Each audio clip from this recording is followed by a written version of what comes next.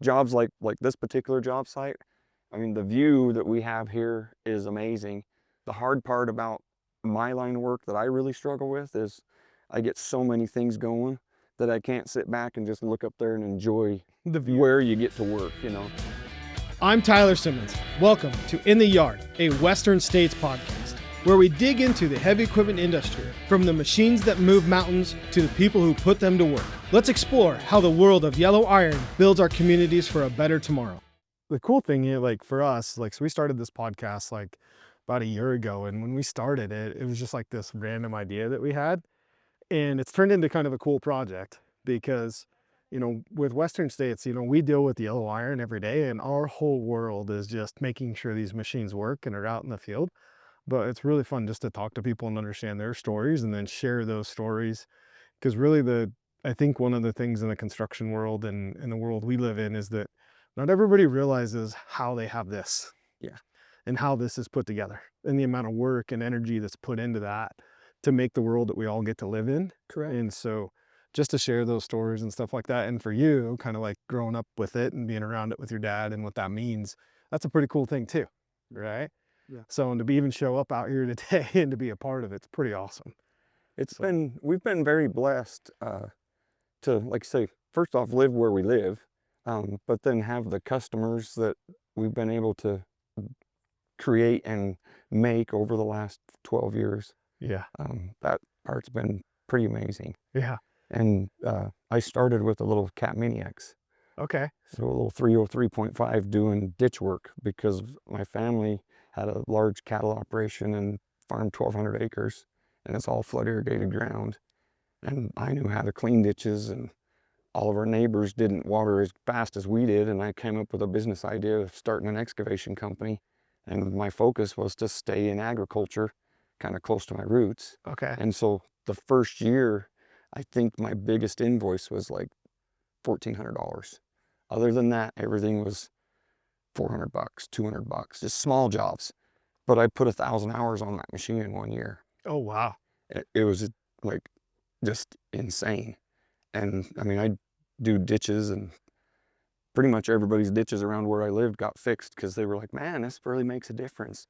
So, and then as progress, you know, I started doing some construction jobs, and I dig foundations with, you know, crawl spaces with that little Mini X. And then I got a skid steer and started doing more. And then I got a backhoe. Then I got a full-size excavator. And then I got this. And then now I've got another excavator we just got this year. So we're equipment poor, but we've got lots of work, and it's the right tool for the right job. You know, it's Yeah. kind of foolish to bring a dozer to this job site, but there's 200 yards of dirt that needs moved, and trying to do that with a skid steer take you all day long. So we can knock it out with more efficiency and easier on the equipment to use the right tool for the job too. Yeah, that's pretty cool. And what's cool is just kind of how you got started, right? Like, it was purely just out of a need of your own need, that, and because I'm assuming you needed the water faster and it wasn't coming to you. Yeah. And so you just walked up and I guess I got to get these all cleaned up Yeah. and going from there. Yeah. That's awesome. My wife thought I was crazy because I wrote down on a notebook paper a list of all the neighboring farmers. I'm like, well, this guy needs it done. This guy definitely needs it done. Like, I could probably get 5 hours worth of work from him. You know, I just kind of built this little budget plan and said, I'm going to run for it. And so that's how we started it, just on a whim and a prayer, and then work your butt off to make sure that the decision you made was the right one. Oh, that's pretty cool. That's pretty cool. So why don't, let's tell me your name too again. Let's introduce you to the group here too, and kind of your name and your name. So Preston Skaar, Okay. East Idaho Mini Excavator Service. And this is my middle son, Bridger. He's 16. There you go. And he gets out on work release to come and help me during the day. And this morning we let him cut class to come be a part of the company spotlight. How does it feel to be out of school today, Bridger? Much better than being in class today? Yeah, it's way better for sure. That's awesome. That's pretty cool. So how long you been around equipment, Bridger, out here doing this? Since we started, we've Okay. been around it all, and then before that, I'd go and ride with him in the tractors, the backhoe. And that's pretty cool. And what do you hope to do with the future after high school? What's the goal? Hopefully, be able to kind of start taking over from him, buy it out, Oh, there you go. start doing a little bit more of it. That's pretty awesome. And that's pretty cool Yeah. for you, Preston, too, to build that with the family involved. That's awesome. Which is kind of a funny story, you know, when he was younger, his mom asked him, "What do you want to do when you grow up?" And he's like, "I don't know, maybe be a chiropractor or a physical therapist."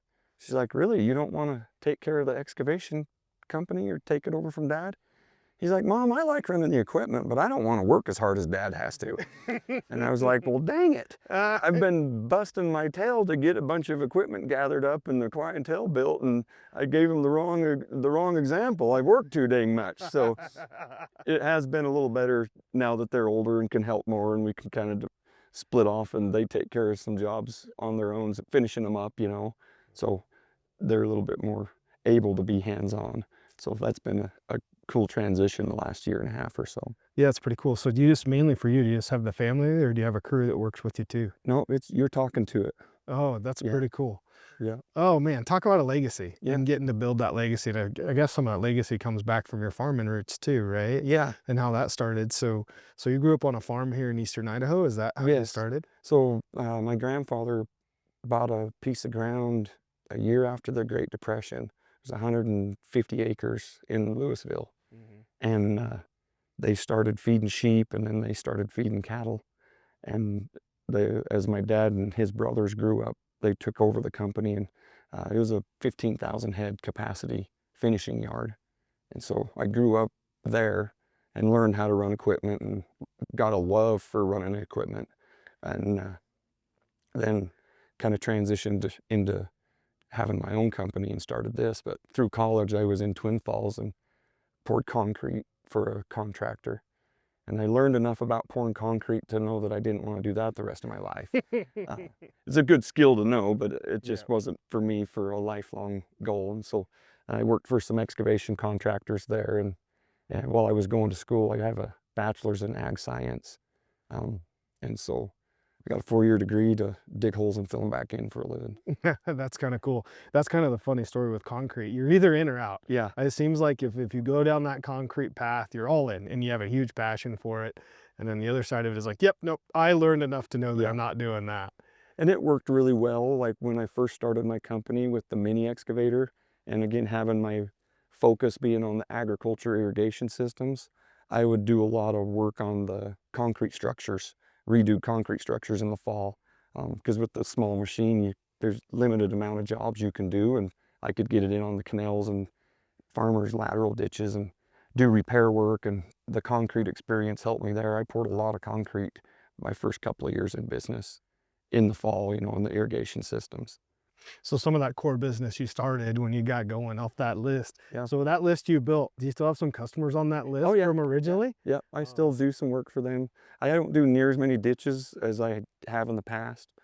I've sent him out before to go work on ditches just because we've got too many other bigger jobs that go on, you know, that the irrigation systems used to be kind of the bulk of my year, and then I'd fill in the rest, and now everything else has kind of exploded around it to where the irrigation stuff is a smaller portion of the yearly business, but it's still pretty close to our heart because that's how we built it. Nice. So what was it like when he said, hey, this your first one you had to go do by yourself? What was that job and what was it like? So it was down on the feedlot, our old feedlot. Kind of just drove out there. I had a little mini truck that I'd drive out there every day, and just had the mini X and a grade bucket and just go out there and clean all the way down. I don't remember how long it was, but it was pretty good stretch. What was the quality like on that first one? He did pretty good, you know, considering what the shape of this ditch was in to start with. I mean, he improved it drastically. There was a few, you know, nicks and dings and uneven spots, you know, but for the most part, he done pretty darn good. And it took him a little longer than it would have took me, you know, but it was a good learning experience for him. And I'd made to deal with the customer and like, I don't have time to do it, but he can go down there and do it, and I'll just charge you what I pretty much have an idea what it would have took me to do it, you know. Yeah. So it was a good experience for him to not have somebody looking over his shoulder 24/7, because when you feel like everybody's looking at you, and then you get a little nerved up and you can't just learn as good. So I think, like he said, after I left, he probably was more relaxed. I can only imagine. Yeah, and it's pretty cool to build those relationship with customers on your end too, to have that conversation to say, "Hey, I'm gonna go down and get him going, but he's gonna do it on his own." Yeah. And so was the customer on your side pretty appealing to that and okay Yeah. with it? Yeah. He said, that's no problem at all. He said, give him my phone number. If he has trouble, I'll go down and help him. That's even better. Yeah. So, There you go. the little mini X's are not made to run 10 hours a day on a tank of fuel. So you have to carry a gas can with you. Yeah. And he calls me and says, when can I go home? And I said, when you run out of diesel fuel and then you can go home. So that's kind of, you just got to put your mind to it and go to work. There you go. That sounds like a great experience for you to get out there and do that. Yeah, it's a pretty good experience. Nice. And then kind of the cool thing, just like that father son, and just being able to pass that on too, has got to make you pretty proud. Yeah, it's been fun. My youngest boy was on a job with his dozer a couple of weeks ago. I didn't realize that he never drove it ever. My wife's ran it around the house and on a few job sites, and I didn't realize McCoy had ever done it. He'd never even moved it. I'm like, well, you can run this. He's like, well, how do you? I'm like, do you know how to drive it? He's like, no, I've never ran it.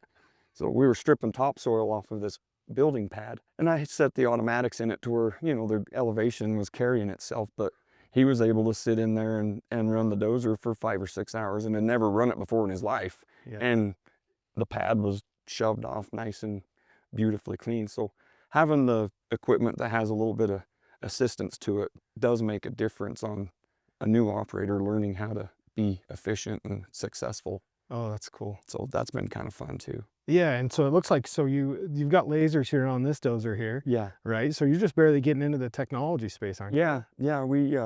We bought a new track hoe this fall or this summer, Mhm. and it's got the 2D, system on it. Yep. And I had a bunch of jobs where a laser system on this machine would be kind of handy, and I figured, why not? Let's just go for it. And it's really paid big dividends on the speed and efficiency to be able to one pass accuracy and be done.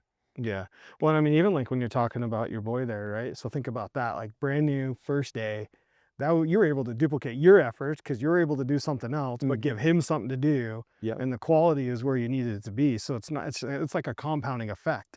Exactly. And that's really cool how that you're able just to apply that quickly and easily. Yeah. And in the laser system is relatively low cost, relatively, because you get into the 3D world, it's a whole different conversation. Absolutely.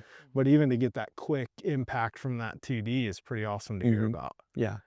Yeah, it's been nice. Like this system that they set up, I set the elevation for that pad, the whole thing without a tape measure or a grade rod. I went over and benched it off of the benchmark, typed into the dash what the offset was, built the pad, and then I wasn't really wanting to trust it because I'm looking back at it thinking, man, that thing's high. It looks like it's way out of the ground. And with pit run material and a dozer, I was within 1/100th. Oh, wow. Because I set up another laser to double check it. Yeah. And it was within 1/100th or dead on, which is pretty impressive. Yeah. To set that whole thing and never even have to be out on the ground with a tape measure or any leg work. All from the seat of the cab, I was able to build that job site. Wow. And then when you talk about material, because it's always about material import export too, and this especially if you have pit run, was there an impact to your import export as well of what you had to bring in? Did you bring in enough or not enough? Yeah, no, it worked out. We were building the pad as we were coming, and so it ended up to where we brought in the right amount for what we needed for phase 1. Yeah. So we didn't spend we're going to have to get more material for phase 2, but to get phase 1 out of the way, we were able to balance our material more accurately. Yeah, see, that's a big thing too, like, as I've learned more about the construction world on the import-export, right? Like, it's mainly just been like the heavy equipment in my brain, but then you think about like from materials in and material out, because that material has to come in from somewhere. So there's transportation cost, in or out, either way. So that becomes a compounding effect if it's not right. Correct. And that's pretty cool to see that, hey, it was pretty close and accurate to what you needed it to be. Yeah, it's been fun to kind of learn the technology, and my wife does the office work and all the book work and keeps everything moving on that side of the business, as well as she'll get parts and come bring things to the job sites. And sometimes she runs the machines on the job sites if we're short-handed, and she's got time I can bust her away from her day-to-day stuff. And it's been fun for Bridger to show her what the technology does, and kind of explain to her the new version versus our old school method, which is it's pretty impressive technology. Yeah, and it's only getting more and more of like what that's going to look like in the next 5 to 10 years. That Mm-hmm. technology is going to play a big part in these machines and these jobs, even jobs like this, right, where you've got high, need a good slope on a foundation to a house. You've got to have the right elevations for a sewer system and all that stuff. It plays such a big part anymore on how we do that stuff accurately. Well, like this driveway for this particular property is about 600 feet long, and it's got a grade break in the middle of it. It's all got a side slope, but I was able to, with the laser system on the dozer, to rough out my finished grade in one pass, and then they showed up and they paved it.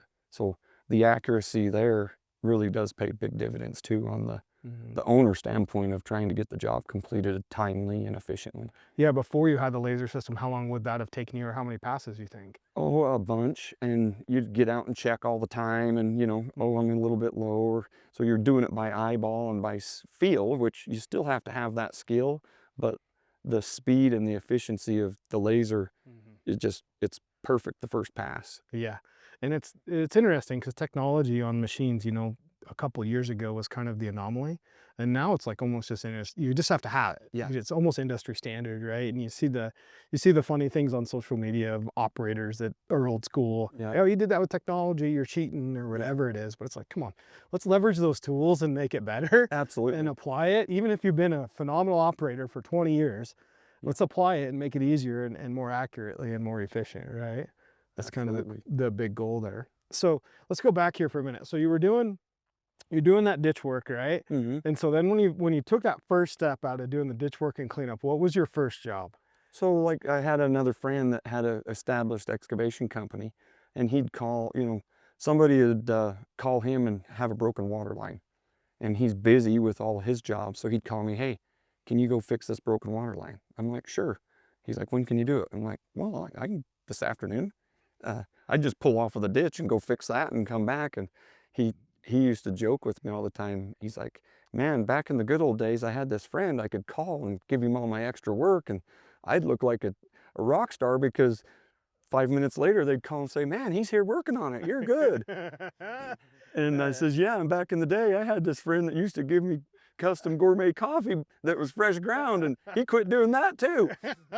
Oh, that's hilarious. So that was kind of the start of it, was like water lines or a hydrant spigot or a broken sewer line. And I had done sewer systems and stuff before, and some, different piping and trenching work in the construction that I did through college, and growing up on the feedlot with water lines and just standard operations. So I just went and got my license and started putting in sewer systems, and then I do small foundations, and the workload got bigger and bigger, and we just started adding iron to the fleet. And my wife would look at me and think, are you serious? You're gonna buy there's only one person. You can't run both of them at the same time. And I was like, well, I don't need one or both of them doing something. I just need one of them doing something every day. Yep. And the efficiency of having multiple pieces of equipment does really pay off. Yeah. They're different tools, right? They serve a Exactly. different purpose and speed the process up or make it easier and more efficient, right?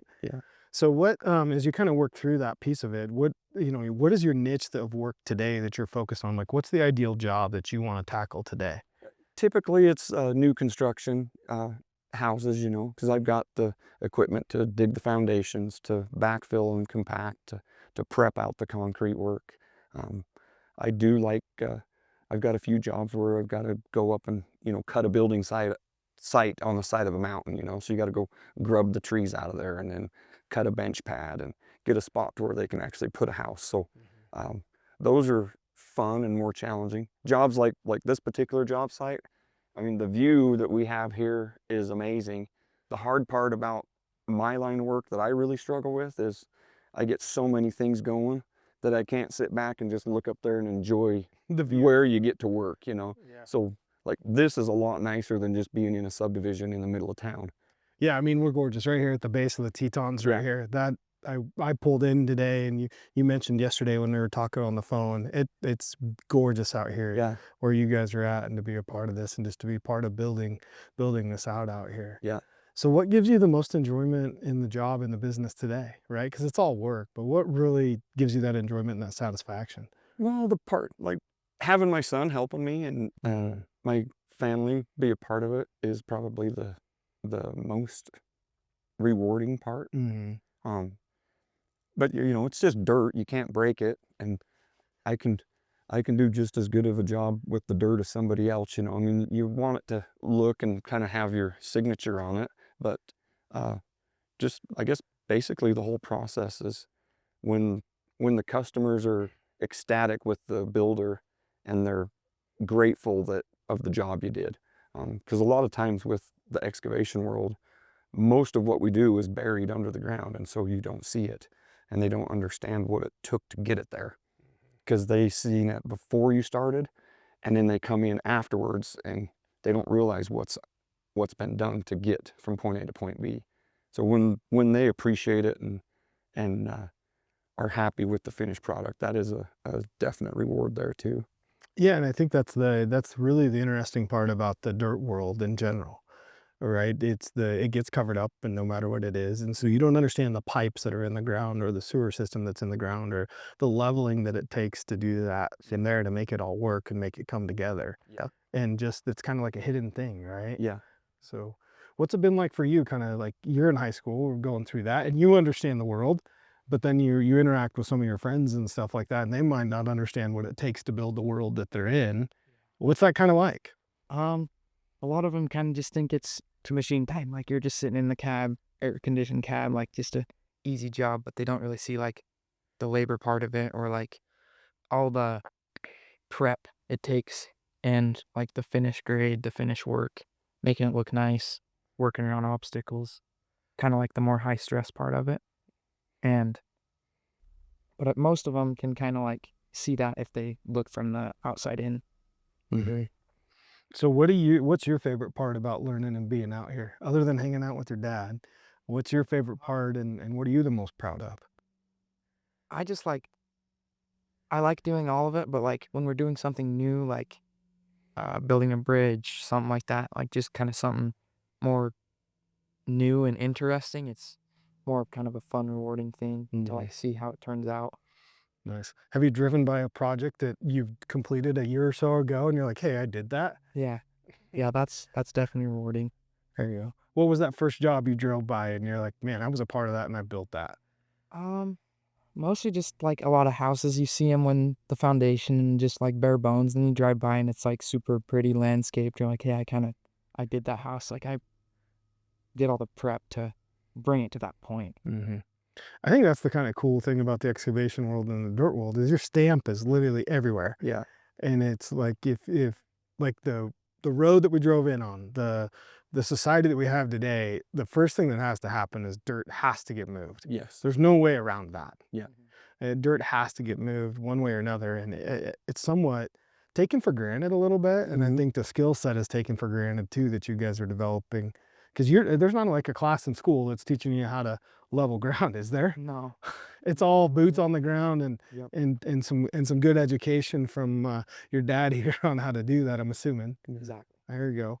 So what's been always the fun part of working about with your dad, right? Is what's the first time when you're like, oh man, I really messed up and he wasn't too happy with me? Um, I have took some corners off foundations with compactor. Okay. Hold on to tell him. So how did that go? Tell me what happened and how did that go? He's usually pretty understanding, kind of just like you just got to be more careful, keep a safe distance. You don't have to get right up there close to it. Mm-hmm. Usually if I'm a little bit nervous about something, he'll be like, "Okay, I can kind of come up there and finish it if it's really, really like a stressful situation." So I'll get it kind of roughed in, a little bit more finished, and then he'll come in and I do the finishing touches. Oh, that's cool. What was it like that first phone call you got when he called and said he took the corner off the foundation? I was like, how bad? He's like, well, not too bad, but it's kind of bad. It was on the front corner of the house, but luckily they rock all the way to the dirt anyways, so it was going to get covered up, and it wasn't structural. It was more of a cosmetic dinger, Oh, but it's still, you don't want to leave and have the foundation just destroyed because you got there, you know? Yeah. So, Yeah. Those are I mean, that's just kind of be like, in the moment when it happens, it was probably yeah, pretty frustrating. But then when you kind of look back on it and, you look at it, those are all learning experiences, right? absolutely. You definitely learn from it and try not to do it again. Yeah. And I've done my fair share of them where, accidents do happen. You break the top of a wall off and you got to call your concrete buddy and have him come dial in and rebuild that session and pay for it, and those are a little harder learning curves, but Yeah. they are, I mean, there are accidents that sometimes a boo-boo happens and you just got to learn from it and go on because none of us are perfect. Yeah. Yeah, straight up. So a couple weeks ago, and it'll be a interesting podcast that we're going to have come out, but I sat down with an accounting firm and we talked about the accounting stuff that a construction company has to go through. Because I think that's also another thing that's really interesting about our industry is that, like, when you go in and you buy something from the store, right? You go in and you buy a pack of gum. The business gets paid at that point for that pack of gum as they walk out with that. For you guys, it's a completely different process on invoicing and that piece of it and collecting on those and putting the cost in the job to get it done Correct. and over a period of time. So what's that journey been like for you guys on figuring out how to manage the business over 14 years to be successful or 12 years to be successful where you need to be? It's been, kind of when we first started, I had a brand new charge account to get materials for a sewer system. And they gave me $1,500 credit just out the gate because I was a brand new nobody, basically. And I needed $1,700 worth of parts. And the guy at the counter is like, tell you what, we'll just go ahead and do it. And I did that job and got paid within 30 days and got them paid within the 30 days. So I was building rapport with them.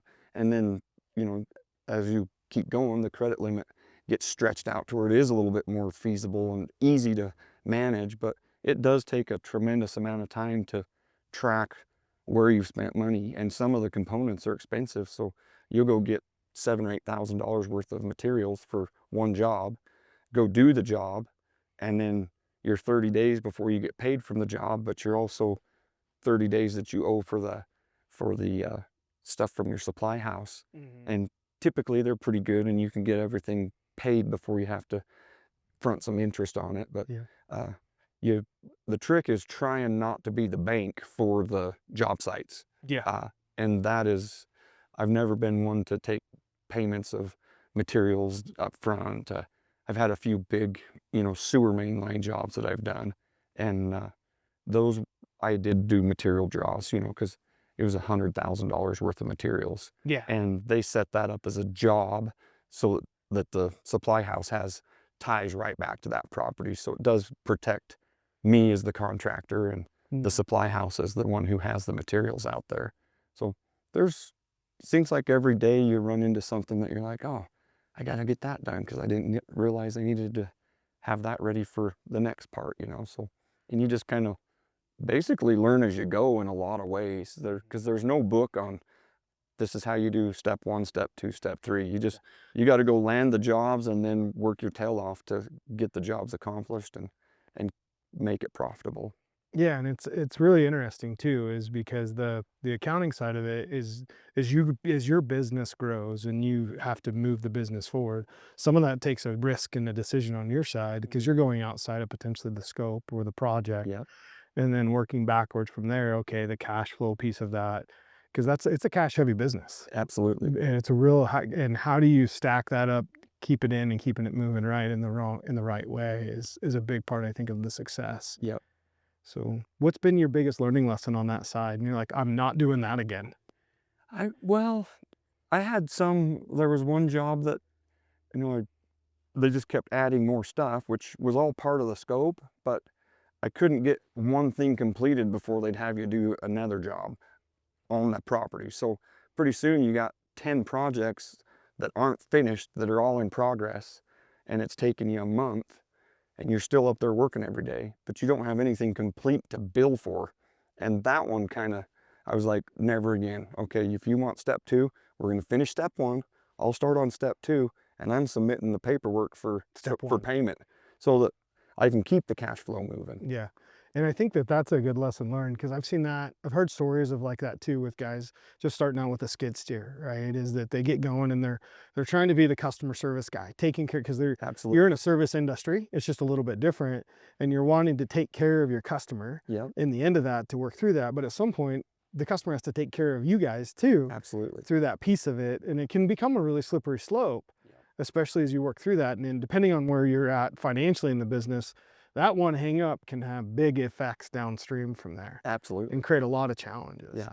Yeah, because it's pretty easy to have the money that you make on this job starts fronting the money that is on the last job. Yep. Because you haven't been paid from the last job. And so it's through the last 12 years, we've went through a few contractors that we haven't worked for again. And it wasn't that they didn't pay, it just the timing and things didn't work. And fortunately, we had a full slate when they had something else, and it was like, I'm okay not working for them guys because it just didn't fit my operation.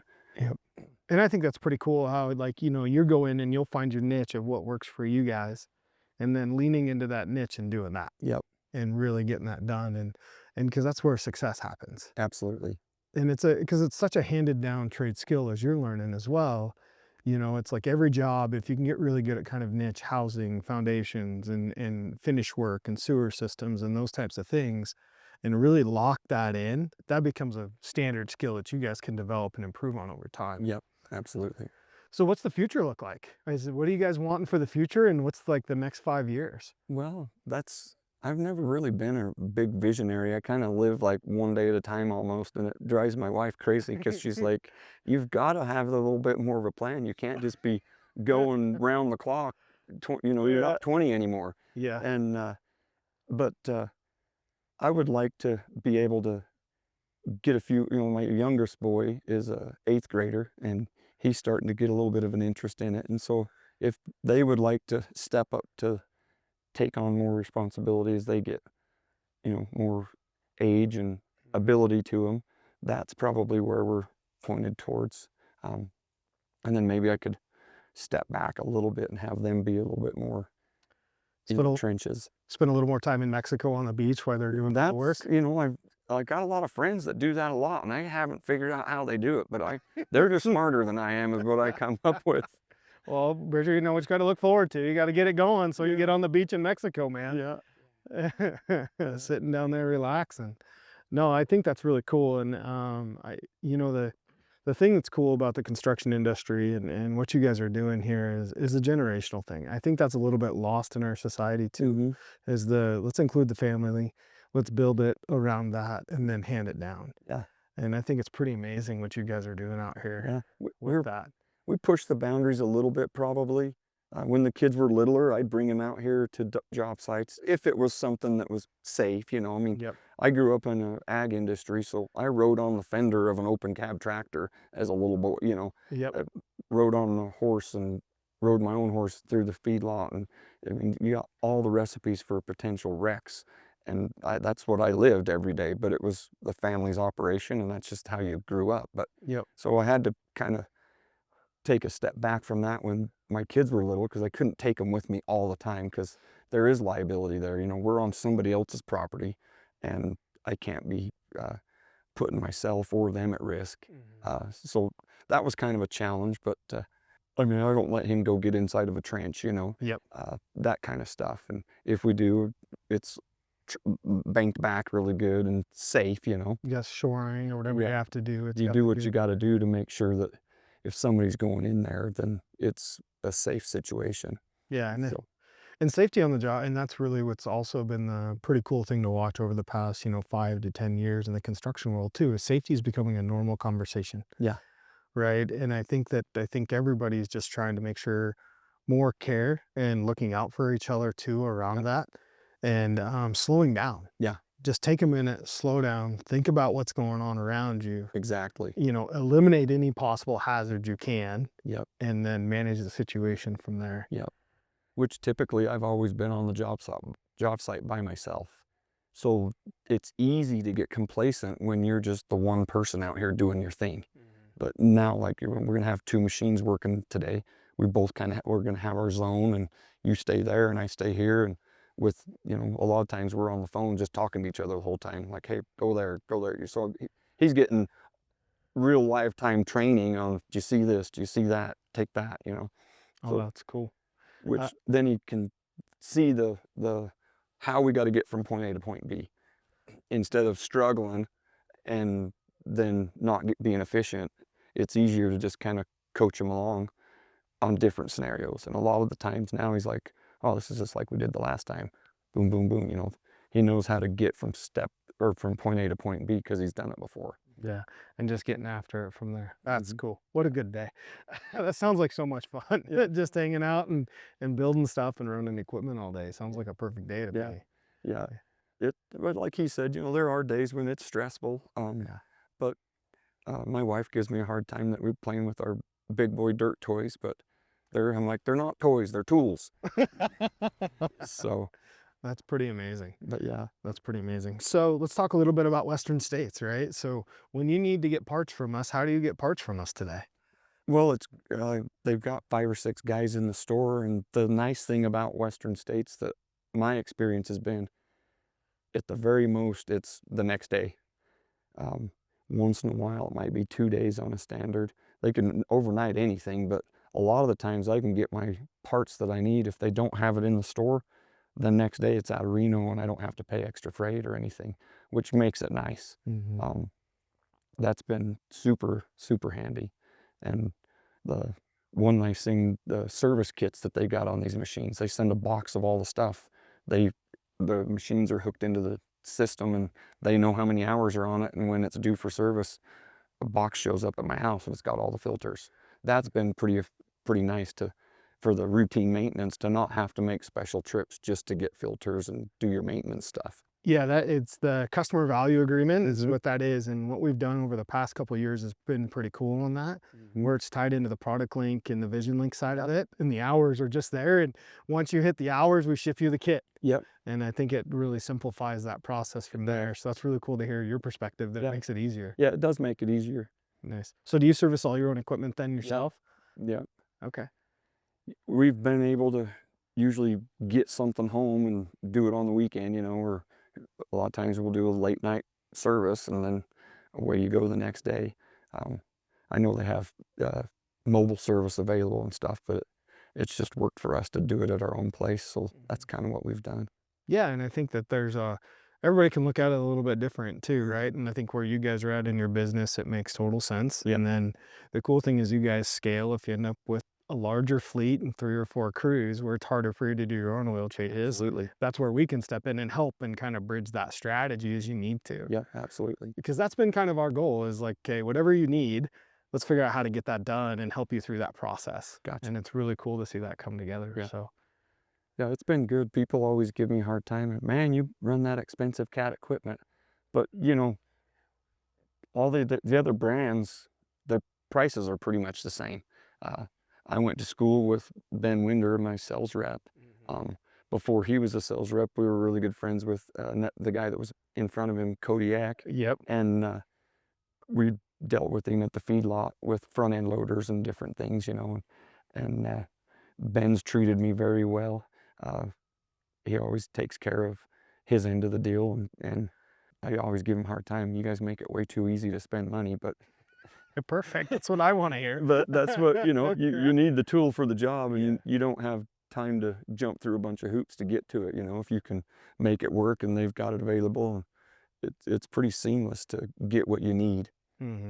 Yeah, and we know pretty aware we're definitely not the cheapest, and I don't think our target is to be the cheapest on the block, by no means. I think our goal and objective is to provide you with the best possible service and product that's out there, so you guys can do your work. Yeah. Right. And understanding that we have to execute on that and get the machine back up and running, because a piece of heavy equipment that's not running or is broke down does you no good. Absolutely. It's a liability at that point. And I've had, like, Western, I'm not sure if they're still running the 24-hour shop, but I've taken my backhoe and dropped it off at 6 o'clock at night and picked it up the next morning at 7 o'clock in the morning, and it was fixed. Yeah. Because they had a midnight mechanic working on it.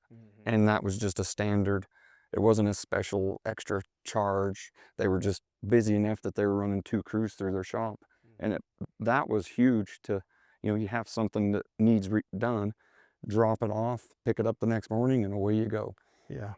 No, it's pretty cool because like heavy equipment's the center of our world, right? As Western states, as it should be. That's what we should do every day. But for you guys, and like you referenced it a little, it's a tool. It's a tool that you have to do your work as you move forward from there. Yeah.